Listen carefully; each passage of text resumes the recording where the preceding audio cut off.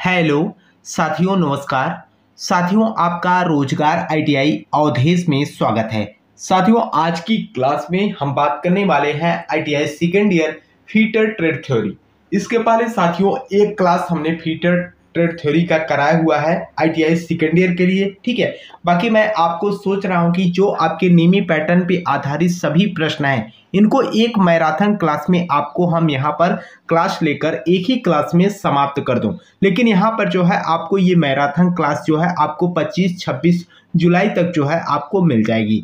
तो आइए साथियों क्लास को स्टार्ट करते हैं। और मैं आपको बता दूं मेरे भाई कि अगर आप सीबीटी परीक्षा की तैयारी कर रहे हैं तो आपको मैं बता दूं कि नियमित पैटर्न पे आधारित प्रश्नों को आपको जरूर पढ़ के जाना है, क्योंकि यहीं से जो है आपकी सीबीटी परीक्षा में प्रश्न पूछे जाएंगे, ठीक है। बाकी आप बुक पढ़ रहे हैं कोई दिक्कत नहीं है, ठीक है। साथ में नियमित पैटर्न प्लस प्रीवियस ईयर के पेपर को पढ़ के जाना है, क्योंकि आईटीआई या हम एनसीवीटी बोर्ड की बात करें तो वह प्रश्नों को बार बार रिपीट कर रही है, ठीक है। अभी मैंने आपको प्रैक्टिकल परीक्षा जो हुआ है मेरे भाई हाल ही में आप लोगों का, तो आपने देखा है कि 2022 में जो परीक्षा हुई थी प्रैक्टिकल परीक्षा, वही सीधा का सीधा पेपर ही उठाकर जो है आपसे पूछ लिया 2025 में, ठीक है। तो कहने का मतलब 1-2 साल बाद जो है प्रश्नों को एनसीवीटी बोर्ड क्या करती है, रिपीट करती है। तो आइए साथियों क्लास को स्टार्ट करते हैं। और क्लास को स्टार्ट करने से पहले आप लोगों से एक छोटा सा निवेदन भी रहेगा कि जो भी साथी चैनल पे पहली बार हो चैनल को सब्सक्राइब कर लेना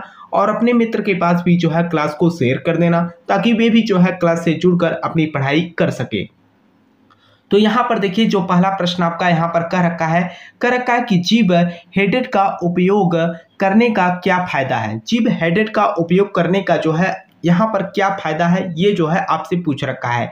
टेपर्ड फिटिंग के लिए इस्तेमाल किया जाता है, आसानी से निकाला जा सकता है। जी हाँ, ये जिब हेडेड का उपयोग जो उपयोग किया जाता है ये बहुत ही आसानी से हम इसको निकाल भी सकते हैं। तो आंसर आपका यहाँ पर बी बन जाएगा। आइए अगले प्रश्न पे हम बात करते हैं। देखिए यहाँ पर आपका अगला प्रश्न यहाँ पर क्या कर रखा है कि नुकीले कोनों को फिनिश करने के लिए किस फाइल का उपयोग किया जाता है।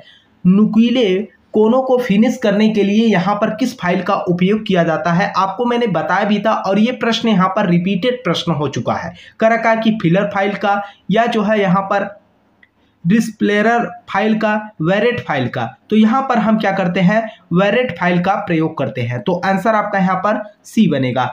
आइए अगले प्रश्न पे हम बात करते हैं। और आपको मैं बता दूं जो चित्र से रिलेटेड आपके प्रश्न आएंगे मेरे भाई सीबीटी परीक्षा के लिए बहुत ही इंपॉर्टेंट है, क्योंकि आपको हम बता दें 10 से 12 प्रश्न जो है सीधे चित्र से रिलेटेड आपकी परीक्षा में प्रश्न पूछे जाएंगे। तो यहाँ पर देखिए यहाँ पर क्या कर रखा है कि इस फाइल का जो है नाम क्या है, आपसे इस फाइल का नाम पूछ रखा है। अगर हम नाम की बात करें तो यह जो है आपका देखिए पहला कर रखा है कि टिंगर फाइल, पहला का क्या कर रहा है कि टिंगर फाइल।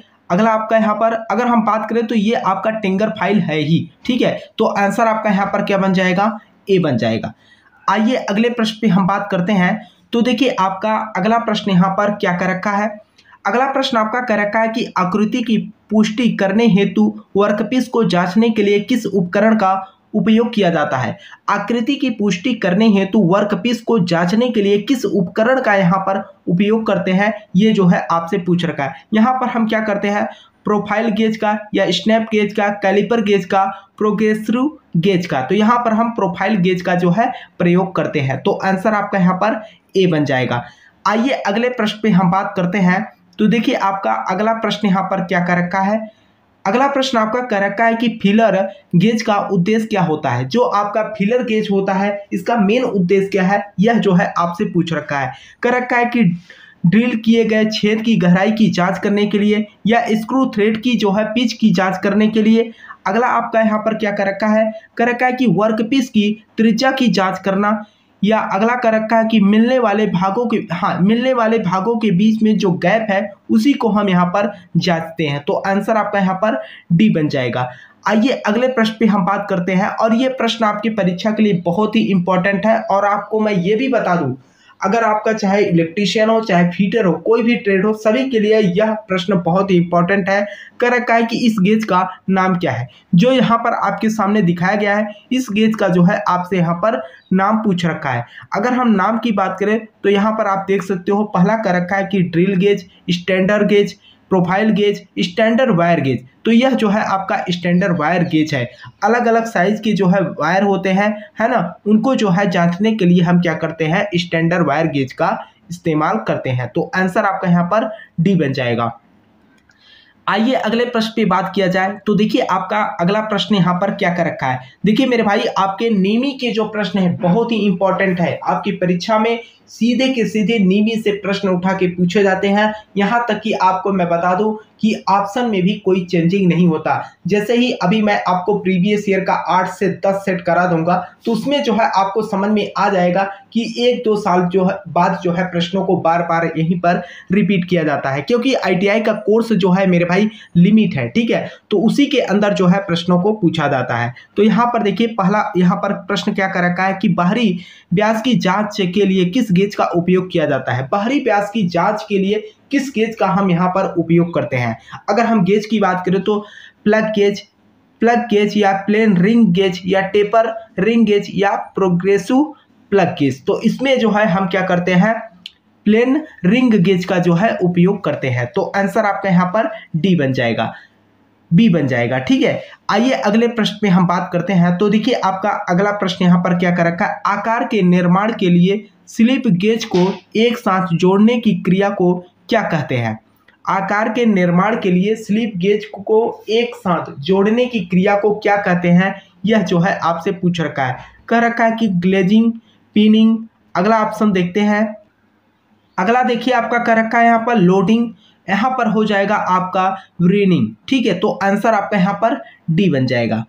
आइए अगले प्रश्न पे बात करते हैं। तो देखिए आपका अगला प्रश्न यहाँ पर कर रखा है कि साइन बार बनाने के लिए किस मटेरियल का उपयोग किया जाता है। साइन बार बनाने के लिए हम जो है किस मटेरियल का उपयोग करते हैं, ये जो है आपसे पूछ रखा है। यहाँ पर कर रखा है कि इन्वर्टर स्टील का जो है, हाई स्पीड स्टील का, या उच्च कार्बन स्टील का, या स्थिर क्रोमियम स्टील का जो है हम यहाँ पर उपयोग करते हैं, स्थिर क्रोमियम स्टील। तो आंसर आपका यहाँ पर डी बन जाएगा। देखिए यहाँ पर आपका अगला प्रश्न यहाँ पर क्या कर रखा है।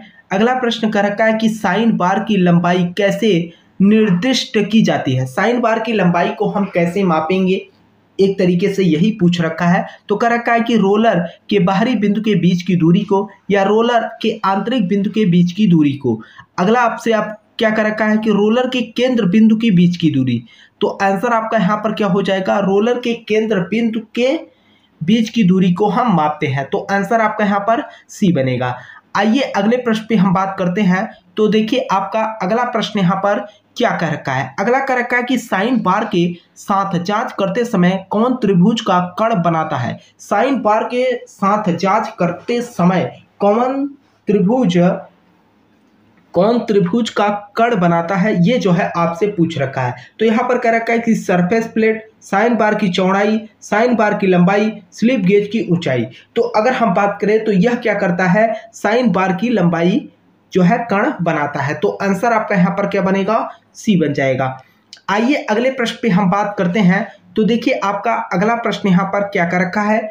अगला प्रश्न आपसे कह रखा है कि लैपिंग ऑपरेशन में अपघर्षण कंपाउंड के अत्यधिक उपयोग का क्या प्रभाव है। लैपिंग ऑपरेशन में अपघर्षण कंपाउंड्स के अत्यधिक उपयोग का जो है क्या प्रभाव है, ये जो है आपसे पूछ रखा है। ये जो है अशुद्धि का जो है विकास होना। तो यहाँ पर अशुद्धियों का जो है विकास होता है। तो आंसर आपका यहाँ पर ए ही बन जाएगा। आइए अगले प्रश्न पे हम बात करते हैं। तो देखिए आपका अगला प्रश्न यहाँ पर क्या कर रखा है। कर रखा है कि यदि वर्कपीस की तुलना में लैप कठोर है तो क्या होता है। यदि वर्कपीस की तुलना में लैप जो है आपका कठोर है तो वहां पर क्या होगा। तो यहाँ पर अगर हम बात करें तो वर्कपीस लैप को काट देगा या एक्यूरेसी प्राप्त नहीं की जा सकती, लैप वर्कपीस को काट देगा। तो यहाँ पर अगर हम बात करें तो वर्कपीस लैप को जो है क्या करेगा, काट देगा। तो आंसर आपका यहाँ पर क्या बन जाएगा, ए बन जाएगा। आइए अगले प्रश्न पे हम बात करते हैं। तो देखिए आपका अगला प्रश्न यहाँ पर क्या पूछ रखा है। अगला प्रश्न पूछ रखा है कि किस सामग्री का उपयोग छोटे व्यास के लैप बनाने में किया जाता है। किस सामग्री का उपयोग छोटे व्यास के लैप बनाने में हम उपयोग करते हैं। तो ये जो है कास्ट आयरन का या एल्युमिनियम का, कांसा या जस्ता का, तांबा या पीतल का। तो इसमें हम क्या करते हैं, कांसा या पीतल का उपयोग करते हैं। तो आंसर आपका यहाँ पर क्या बन जाएगा, डी बन जाएगा। आइए अगले प्रश्न पे बात किया जाए। तो देखिए आपका अगला प्रश्न यहाँ पर क्या कह रखा है। अगला प्रश्न कह रखा है कि सतह टेक्सचर मापने के उपयोग का नाम क्या है।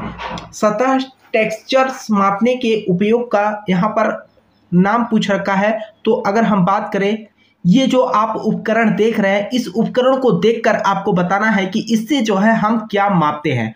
अगर हम मापने की बात करें तो ये देखिए 4 ऑप्शन आपके दिए हुए हैं, ठीक है।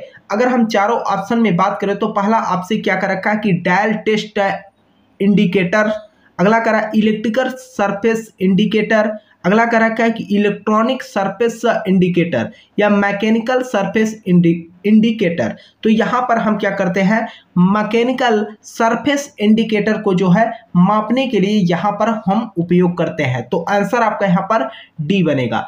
आइए अगले प्रश्न पे हम बात करते हैं। तो देखिए आपका अगला प्रश्न यहाँ पर क्या कर रखा है, कर रखा है कि ऑन रिंग ऑपरेशन में बड़ी मात्रा के लिए मैनुअल स्टॉकिंग क्यों पसंद की जाती है। मैनुअल स्टॉकिंग क्यों पसंद की जाती है, ये जो है आपसे पूछ रखा है। तो यहाँ पर अगर हम बात करें लागत कम करने के लिए, अगला कर रखा है कि समय को कम करने के लिए, कम टॉलरेंस रखने के लिए। तो अगर हम यहाँ पर बात करें तो ये जो है कम टॉलरेंस रखने के लिए हम क्या करते हैं, ये मैनुअल स्टॉकिंग क्यों पसंद की जाती है, कम टॉलरेंस के लिए। तो आंसर आपका यहाँ पर सी बनेगा। आइए अगले प्रश्न पे हम बात करते हैं। तो देखिए आपका अगला प्रश्न यहाँ पर क्या कर रखा है, कर रखा है कि हार्डनिंग करने का उद्देश्य क्या है। जो हार्डनिंग किया जाता है, हार्डनिंग करने का जो है मेन उद्देश्य क्या होता है, इसके बारे में जो है आपसे यहाँ पर पूछ रखा है। अगर हम हार्डनिंग की बात करें तो ये क्या करता है, संरचना को परिष्कृत करना, टफनेस बढ़ाना, काटने की क्षमता बढ़ाना या स्ट्रेट और स्ट्रेन को जो है दूर करना। तो इसमें जो है अगर हम बात करें तो ये काटने की क्षमता को क्या करता है, बढ़ाता है। तो आंसर आपका यहाँ पर क्या बन जाएगा, सी बन जाएगा। आइए अगले प्रश्न पे हम बात करते हैं। देखिए आपका अगला प्रश्न यहाँ पर क्या कर रखा है, कह रखा है कि उष्मा उपचार की कौन सी विधि द्वारा किस जाप में मशीनीकरण और डक्टिलिटी का जो है सुधार होगा। तो यहाँ पर अगर हम बात करें डक्टिलिटी का जो है सुधार होगा, तो इसमें जो है देखिए पहला आपसे कर रखा है कि एनेलिंग के द्वारा, हार्डनिंग के द्वारा, टेम्परिंग के द्वारा, नॉर्मलाइजिंग के द्वारा। तो इसमें जो है हम क्या करते हैं, एनेलिंग के द्वारा जो है। तो आंसर आपका यहाँ पर ए बन जाएगा। आइए अगले प्रश्न पे बात किया जाए। तो देखिए आपका अगला प्रश्न यहाँ पर क्या कर रखा है, अगला प्रश्न कर रखा है कि हीट ट्रीटमेंट प्रक्रिया में फ्लेम हार्डनिंग का नुकसान क्या है। हीट ट्रीटमेंट प्रक्रिया में फ्लेम हार्डनिंग का जो है नुकसान क्या है, इसके बारे में जो है आपसे पूछ रखा है। तो यहाँ पर अगर हम बात करें अधिक विकृति या हार्डनिंग समय ज़्यादा होना या जो है हार्डनिंग की कम गहराई। अगला कर रखा है कि छोटे वर्कपीस के लिए उपयुक्त नहीं है। तो यहाँ पर अगर हम बात करें तो ये जो है क्या होता है, हार्डनिंग यहाँ पर जो है हम क्या करते हैं, छोटे वर्कपीस के लिए यह उपयुक्त नहीं है। तो आंसर आपका यहाँ पर डी बन जाएगा। आइए अगले प्रश्न पे बात किया जाए।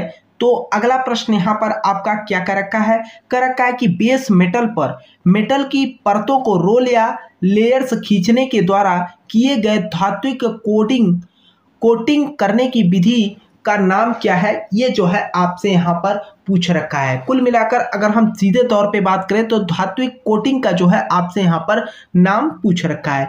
अगर हम कोटिंग की बात करें तो यहाँ पर कर रखा है स्प्रेइंग और क्लेडिंग जो है आपका आंसर यहाँ पर बन जाएगा। ठीक, तो आंसर आपका यहाँ पर बी बनेगा।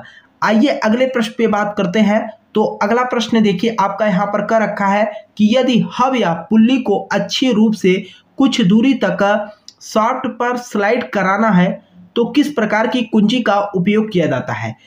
यदि हब या पुल्ली को अच्छी रूप से कुछ दूरी तक सॉफ्ट पर स्लाइड करना है तो किस प्रकार की कुंजी का यहाँ पर हम उपयोग करेंगे, इसके बारे में जो है पूछ रखा है। तो यहाँ पर हम फेदर की का जो है उपयोग करेंगे। तो आंसर आपका यहाँ पर ए बन जाएगा। आइए अगले प्रश्न पे बात करते हैं। देखिए यहाँ पर अगला प्रश्न आपका क्या कर रखा है, कर रखा है कि इस फाइल का नाम क्या है। सीधे तौर पे आपको यहाँ पर फाइल का चित्र दिख रहा है। अब इस फाइल को जो है आपको देखकर बताना है कि यह कौन सा फाइल है। पहला कर रखा है कि फिलर फाइल और अगला कर रखा है कि वार्डनिंग फाइल। तो ये आपका वार्डनिंग फाइल ही है। तो आंसर आपका यहाँ पर क्या बन जाएगा, बी बन जाएगा। आइए अगले प्रश्न पे हम बात करते हैं। तो देखिए आपका अगला प्रश्न यहाँ पर क्या कर रखा है। देखिए मेरे भाई, आप लोगों के लिए मैं इतना जो है मेहनत कर रहा हूँ, तो कम से कम आप लोग जो है क्लास को लाइक कर दीजिएगा और जो भी साथी चैनल पे पहली बार हो चैनल को भी सब्सक्राइब कर लेना मेरे भाई, ताकि आपको ITI से रिलेटेड क्लास की नोटिफिकेशन और ITI से रिलेटेड कोई भी अपडेट आए तो आपको चैनल के माध्यम से जानकारी मिल सके। तो यहाँ पर देखिए, जो यहाँ पर अगला प्रश्न आपसे कर रखा है कि कौन सा नट बोल्ट के सिरे की चूड़ियों को नुकसान होने से बचाता है। कौन सा नट बोल्ट के सिरे की चूड़ियों को जो है नुकसान होने से बचाता है। तो यहाँ पर नुकसान की जो बात की गई है, कैप नट के द्वारा या कैसल नट के द्वारा या स्लाइडिंग नट के द्वारा, या जो है यहाँ पर जो है आपका जो कैप नट होता है ये क्या करता है, आपके चूड़ियों को यानी कि थ्रेड को जो है सुरक्षित रखता है। तो आंसर आपका यहाँ पर ए बनेगा। ठीक है, आपका आंसर ए हो जाएगा। आइए अगले प्रश्न पे हम बात करते हैं। तो देखिए आपका अगला प्रश्न यहाँ पर क्या कर रखा है, प्रिसिशन टूल रूम अनुप्रयोग के लिए किस ग्रेड के स्लिप गेज का उपयोग किया जाता है। किस स्लिप गेज का यहाँ पर उपयोग करेंगे। तो यहाँ पर जो है हम ग्रेड ए का जो है उपयोग करेंगे। तो आंसर आपका यहाँ पर सी बनेगा। आइए अगले प्रश्न पे बात किया जाए। तो देखिए आपका अगला प्रश्न यहाँ पर क्या कर रखा है, कर रखा है कि स्लिप गेज ब्लॉक बनाने के लिए किस मटेरियल का उपयोग किया जाता है। स्लिप गेज ब्लॉक बनाने के लिए किस मटेरियल का हम यहाँ पर उपयोग करेंगे, यह जो है आपसे पूछ रखा है। अगर हम गेज की बात करें तो यहाँ पर जो है आपका पहला हो जाएगा टूल स्टील, और अगला आपसे कह रखा है कि लो ग्रेड स्टील, अगला कह रखा है उच्च ग्रेड स्टील। तो यहाँ पर जो है उच्च ग्रेड स्टील का होता है। तो आंसर आपका यहाँ पर क्या हो जाएगा, सी बन जाएगा। आइए अगले प्रश्न पे हम बात करते हैं। तो देखिए आपका अगला प्रश्न यहाँ पर क्या कर रखा है, अगला प्रश्न आपका कर रखा है कि महीन अपघर्षक कड़ों का उपयोग किस ऑपरेशन में किया जाता है। वेरी वेरी इंपॉर्टेंट प्रश्न है मेरे भाई आपके सीबीटी परीक्षा के लिए, और ये प्रश्न जो है 2023 के सीबीटी परीक्षा में जो है पूछा गया प्रश्न है कि महीन अपघर्षक कड़ों का उपयोग किस ऑपरेशन में किया जाता है। फाइलिंग के लिए, लैपिंग के लिए, स्क्रैपिंग के लिए, पॉलिशिंग के लिए। तो ये जो है आपका किसके लिए किया जाता है, लैपिंग के लिए किया जाता है। तो आंसर आपका यहाँ पर बी बन जाएगा। आइए अगले प्रश्न पे हम बात करते हैं। तो देखिए आपका अगला प्रश्न यहाँ पर क्या कर रखा है, कर रखा है कि नॉर्मलाइजिंग करने का उद्देश्य क्या है। जो नॉर्मलाइजिंग करने का जो मेन उद्देश्य है उसके बारे में जो है आपसे यहाँ पर पूछ रखा है। काटने की क्षमता जोड़ना, अगला कर रखा है उच्च कठोरता का विकास करना, अगला कर रखा है घिसने के प्रतिरोध को बढ़ाए, स्ट्रेन और स्ट्रेन को जो है यहाँ पर क्या करें, दूर करने के लिए जो है उपयोग करते हैं। तो यहाँ पर जो है हम क्या करते हैं, स्ट्रेस और स्ट्रेन को जो है दूर करने के लिए। तो आंसर आपका यहाँ पर डी बन जाएगा। आइए अगले प्रश्न पे बात किया जाए, और ये भी प्रश्न आपकी परीक्षा के लिए काफी इंपॉर्टेंट है मेरे भाई। कर रखा है स्टील की किस संरचना में 0% कार्बन होता है। स्टील की किस संरचना में 0% कार्बन होता है। फेराइड में, पियरलाइट में, ऑस्टेनाइट में, या सीमेंटाइट में। तो ये जो है आपका किसमें होता है, फेराइट में। ठीक है, तो आंसर आपका यहाँ पर ए बन जाएगा। इसमें जो है 0% कार्बन पाई जाती है। आइए अगला प्रश्न देखते हैं। तो देखिए आपका अगला प्रश्न यहाँ पर क्या कर रखा है कि सरफेस हार्डनिंग करने की विधि क्या है। जो सरफेस हार्डनिंग करने की विधि है उसके बारे में जो है आपसे यहाँ पर पूछ रखा है। तो यहाँ पर देखिए अगर हम बात करें तो यहाँ पर आप देख सकते हो एक लोहे के छड़ को यहाँ पर जो है लपेट दिया गया है। उसके बाद जो है इसको जो है हार्डनिंग की जा रही है। तो ये जो है कौन सा सिस्टम दर्शाया गया है, ये जो है आपसे पूछ रखा है। तो यहाँ पर देखिए nitriding case hardening, flame hardening, induction hardening को जो है दर्शाया गया है। तो आंसर आपका यहाँ पर क्या हो जाएगा, डी बन जाएगा। आइए अगले प्रश्न पे हम बात करते हैं। अगला प्रश्न आपका यहाँ पर क्या कर रखा है, यहाँ पर कर रखा है यूनी डायरेक्शनल टोक को प्रेषित करने के लिए किस प्रकार की कुंजी का उपयोग करते हैं। तो इसमें जो है देखिए पहला आपसे कर रखा है कि फ्लैट सैडल की का, या टेपर शंक की का, या वुड फट की का, या यहाँ पर फेदर की का जो है हम उपयोग करेंगे। तो आंसर आपका यहाँ पर क्या बन जाएगा, डी बन जाएगा। ठीक है, तो ये रहा साथियों आज की क्लास, और मुझे उम्मीद है कि आपको जो है क्लास समझ में आई होगी। अगर आपको किसी भी प्रश्न को लेकर, देखिए आपको मैं बता दूं यहाँ पर निमी ने जो है कुछ प्रश्नों के जो है उत्तर गलत भी दिया है। ठीक है, लेकिन अगर हम बात करें जो एनसीईआरटी बोर्ड जब आंसर शीट अपना जारी करती है तो उसमें जो है जो प्रश्नों को यहाँ पर गलत मानी होती है तो उसमें जो है सीधे तौर पे चिन्हित भी कर देती है कि ये ऑप्शन जो है गलत माना गया है। उस कंडीशन में जो है सभी स्टूडेंट को जो है नंबर दे दिया जाता है एनसीईआरटी बोर्ड की तरफ से। लेकिन मैं आपको बता दूं यहाँ पर जो नीमी पैटर्न का है उसमें कुछ लैंग्वेज भी गलत लिखे गए हैं, है ना, और जो ऑप्शन है ऑप्शन भी कुछ गलत है। ठीक है, तो आपको मैं बता दूं साथियों यहाँ पर जो है मैं आपको नीमी पैटर्न पे आधारित जितने भी प्रश्न है सभी को हल कराने के बाद आपको प्रीवियस ईयर के पेपर भी हल कराऊंगा। ठीक है, दूसरी बात यह है कि कई सारे स्टूडेंट जो है हमारे पास कमेंट और मैसेज किए थे कि सर नीमी पैटर्न वाला जो पीडीएफ है यह कहां से मिलेगा। तो आपको हम बता दें मेरे भाई, जो हमारा टेलीग्राम चैनल का ग्रुप है उस पे जो है आप लोग ज्वाइन हो जाइए। ठीक है, रोजगार आईटीआई अवधेश के नाम से टेलीग्राम चैनल है, उसको आप लोग ज्वाइन कर लीजिएगा। उस पे ऑलरेडी मैंने जो है सारे ट्रेड के जो है पीडीएफ अपलोड कर दिया है, आप लोग जो है वहां से डाउनलोड कर लीजिए और पढ़िए मेरे भाई, क्योंकि देखिए अब जो है टाइम नहीं है। 28 जुलाई से आप लोगों की परीक्षा स्टार्ट है और एडमिट कार्ड भी जो है एनसीईआरटी बोर्ड की तरफ से जारी कर दिया गया है। ठीक है, मुझे उम्मीद है साथियों कि आपको जो है क्लास समझ में आई होगी। क्लास को लाइक करिएगा, चैनल पे पहली बार हो तो चैनल को सब्सक्राइब करके अपने मित्र के पास भी जो है क्लास को शेयर कर देना, ताकि वे भी जो है क्लास से जुड़कर अपनी पढ़ाई कर सके। तब तक के लिए आपसे मिलते हैं नेक्स्ट क्लास में, तब तक के लिए जय हिंद जय भारत।